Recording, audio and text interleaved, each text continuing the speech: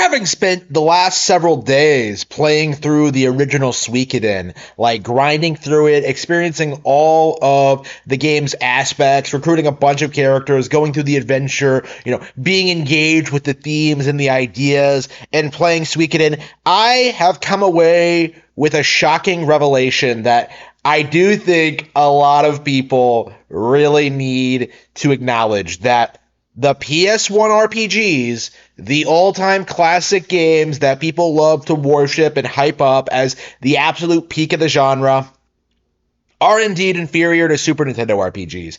It is shocking playing this and realizing that this game is shorter than Final Fantasy VI. It doesn't look as good as Final Fantasy VI. It doesn't have as many memorable characters as Final Fantasy VI.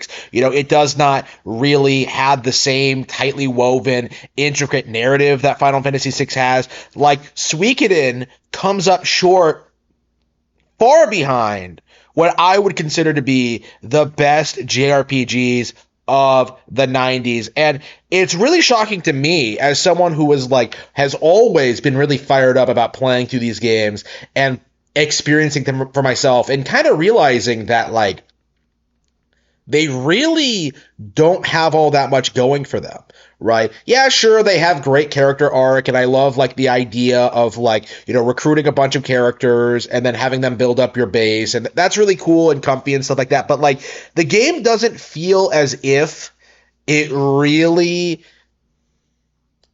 realizes its full potential.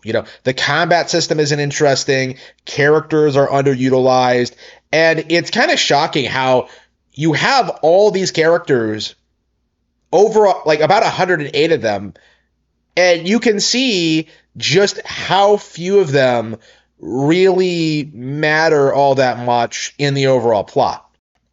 Suikoden seems to take this storytelling strategy of just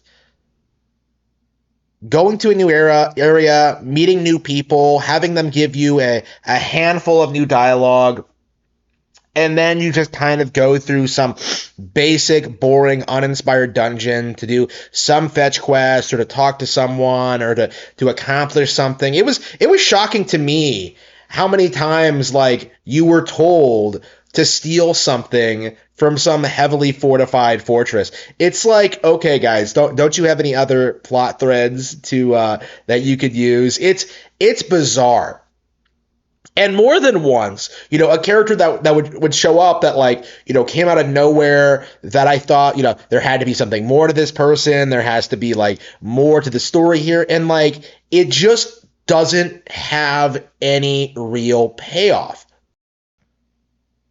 So in short, Suikoden's main draw, I think, the large cast and the tone, kind of don't really work all that well with each other, because so many of these characters are disposable. You can't really get all that attached to them, even though they have great character designs and their own unique personalities and their weapon types, and you can use them all in combat. There's really no reason to do so. In fact, I found myself really shocked at just how uninvested I was in the vast majority of the 108. In fact, I had several times when I would have characters die on me in the war scenarios and just not even know who that person was. It's really bad. Now, that's not always the case, right? There are times where someone does die and you kind of think back, oh yeah, that's the guy who did that, or that's this guy's wife or whatever. And there's this very real tragic vibe to it, because people die in real wars. And it was such a cool idea. It's such a cool idea to actually be going out into the world, recruiting people for your rebel alliance so you can fight the Empire. But it doesn't really feel like you're doing that. The extent of what you do is going around to everybody in town, finding people that you can talk to, that you can recruit to your army, and then they'll join you, and then they'll be there to join your party, or be there in the base or whatever. Your base constantly expands. And that's basically about it. The battles are a really interesting idea, but it essentially amounts to a giant game of rock, paper, scissors. The duels are a really interesting idea, but they essentially amount to like rock paper scissors again. The JRPG battles themselves are like very stale and generic, like to me Suikoden feels as if it's a game that has a lot of grand ideas but doesn't really utilize them properly. It's like it doesn't really suit the format. It's like they tried recreating that berserk kind of vibe to the story and the characters, like the idea of like, oh man, you're killing a bunch of people by like overthrowing the empire, doesn't that make you the bad guy? And yet like it just doesn't really feel like it really hits home. And that's kind of my feeling, like experiencing the story to this, is that like things just kind of happen in this game and you're supposed to just like go along with it. Like the empire is like needs to be stopped essentially. So like, when the reality of your situation is brought up, the idea that like, oh, what you're doing, isn't that just as bad? Like, no, actually, you stupid whore. Like I'm perfectly content with what I'm doing to overthrow the evil empire. Like the game like really wants you to think that like it's darker than it really is. And it's such a shame because the game really does have a good idea. It has such a great setup. Like the idea that like you're the son of like one of the 5 generals of the empire that leaves and like joins the Rebel Alliance. That's a really, really cool idea on paper. But in execution, what ends up happening is that like you leave the empire, and what ends up happening is that like you join the Rebel Alliance in like an hour, like there's no real weighing your options. There's no real sense of like progression, like how you got to this point. Like it just kind of happens. Like you're going from point A to point B.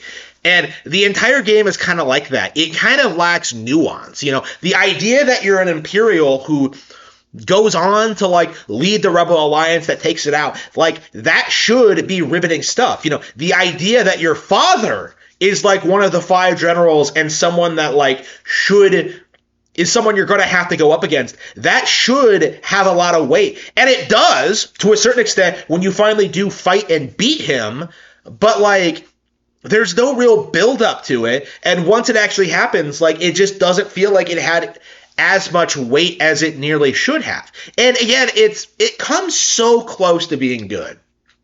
It comes so close to really hitting the mark and really making something like fresh, new, and exciting with this honestly kind of stale derivative idea. But I do think like the game did not do enough with its like resource building mechanics, right?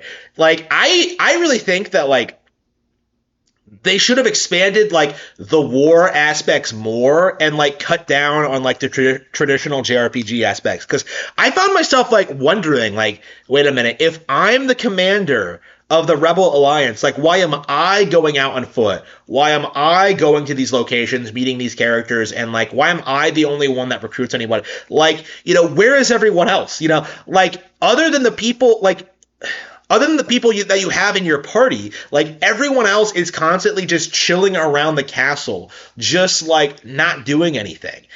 To me, it's like I feel like they really needed to expand like the castle building mechanics more. Like you should be able to like send people out on quests to like areas that you yourself don't get to go to, right? There should be more going on. You should be doing like recon missions, or you should be like gathering supplies, or like, having Matthew like command wars while you're like out doing something else, right? Like, again, the game has such a cool setup and it's so ambitious in certain respects, but it does not really hit the mark when it really matters. I mentioned Matthew earlier.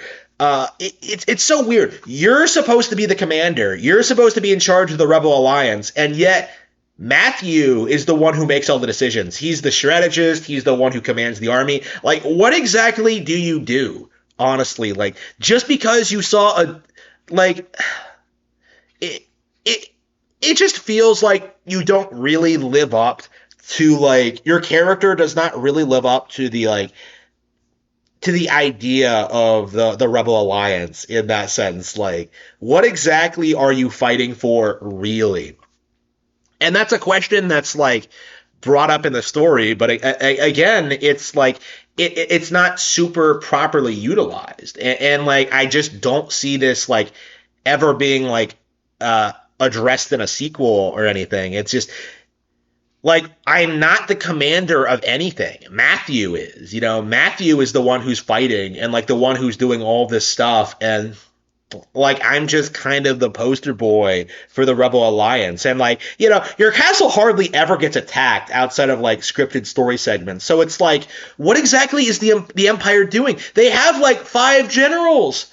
Like, all they're like, what exactly are they doing besides, like, taxing civilians and, like, screwing with like, it's like, why are they not crushing the liberation army? It just really bothers me, and it's so disappointing, because, like, I really did want to like this game. I wanted to think, like, I wanted it to be, like, one of my all-time favorites, but, like, I've come away, like, just shaking my head, just telling myself that, like, wow, I have played so many better Nintendo exclusive RPGs over the past several years. This is what PlayStation 1 players were playing instead of all of the N64 classics, all of the Super Nintendo classics. It's just embarrassing, honestly. And I've said this before, like, just how overrated titles like Resident Evil or Crash Bandicoot are. And I think to a certain extent, I can say the same for Suikoden. Like, this is not an all-time great RPG. This is not something that stood the test of time. It does feel incredibly dated, especially when it comes to its combat mechanics. It does not live up to its own potential and its reputation. And quite honestly, I've kind of lost all interest in even playing the sequel. I have started it. I have played it a little bit, and, like, nothing about it really seems like it's correcting any of the issues that I had with this game. Like, what sets Suikoden apart from the far superior Fire Emblem series? Because the way I see it, like, Fire Emblem is everything that, like, Suikoden wishes it was, with its, like, character recruitment systems and its, like, better thought out, like, military battle systems, and just, like, not having, like, traditional JRPG combat. Like, to me, like, I think Fire Emblem is essentially Suikoden done way better, with way more variety in its characters, with way more thought out, like, well thought out plots, with way more engaging, like, mechanics, and just endlessly replayable great RPGs.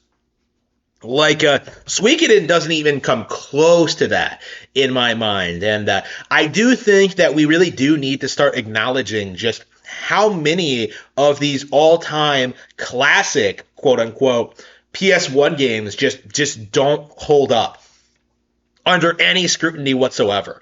Suikoden can be added to this list of games that, like, just aren't really all-time classics, aren't really the all-time greats that they're purported to be by game journos and the PlayStation Nation, right? This is just one example of just how far behind the rest of the industry is to Nintendo.